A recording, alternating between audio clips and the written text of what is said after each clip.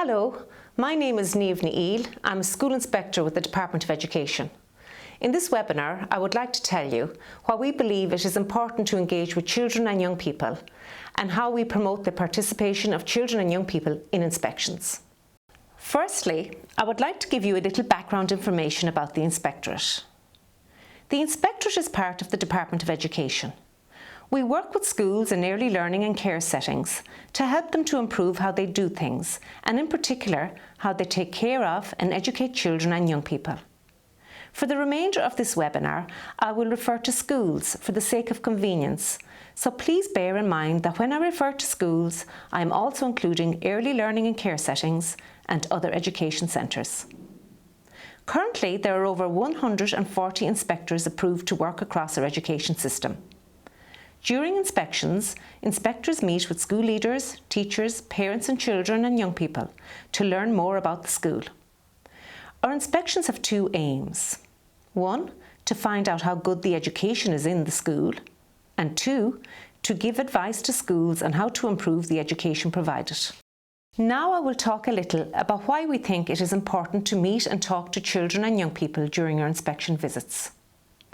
Our work is influenced by the United Nations Convention on the Rights of the Child 1989.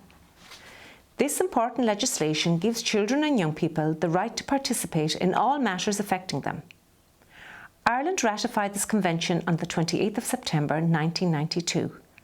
This means that the Irish state committed itself to promote, protect and fulfil the rights of children as outlined in the convention. The Convention has 54 articles grouped into 4 categories. Survival rights, which include the right to life and basic needs. Development rights, which include the right to education, play, leisure and cultural activities. Protection rights, which ensure that children and young people are safeguarded against all forms of abuse. And participation rights, which encompass children's freedom to express opinions, to have a say in matters affecting their own lives. 4 of the 54 articles are given special emphasis. Article 2, that all rights guaranteed by the Convention must be available to all children without discrimination of any kind. Article 3, that the best interests of the child must be a primary consideration in all actions concerning children. Article 6, that every child has the right to life, survival and development. And Article 12, that the child's view must be considered and taken into account in all matters affecting them. In this webinar, I will focus mainly on Article 12. Article 12 states that parties shall assure to the child, who is capable of forming his or her own views, the right to express those views freely in all matters affecting the child, the views of the child being given due weight in accordance with the age and maturity of the child. School inspection is something that can affect the practice and experience of many people, including children and young people. Therefore, children and young people are entitled to have their views heard, listened to, and taken into account during inspection. Inspectors believe that children and young people offer unique and honest opinions on school and classroom practice. These views are of great value to us. We believe it is very important to listen very carefully to their views. Giving due weight to their views does not always mean doing what children and young people want. It is important to be transparent when explaining what is and what is not possible, and to explain how their views were taken into account. The Inspectorate's discussions with children and young people are influenced by the National Framework for Children and Young People's Participation in Decision Making from the National Participation Strategy 2021. This framework is based on the Lundy model, developed by Professor Laura Lundy, Queen's University. The vision of the framework is participation with purpose. The framework explains what participation is and what it is not, how to involve children and young people in decision making, how to ensure the involvement of seldom heard children and young people in decision making, how to follow up and give feedback to children and young people, how to be realistic with children and young people. I will now look at how the Inspectorate works with children and young people before, during and after inspections. Our research with children and young people has told us that it is important that the purpose of inspection and the role of the inspector are understood. That is why we provide advance information about inspection and the inspector's approach before we meet students. This helps them to understand how the inspection works before it begins. It also shows respect for students and allows them to be better prepared. There are a number of information resources which have been especially prepared for children of early years and those attending primary and post-primary schools.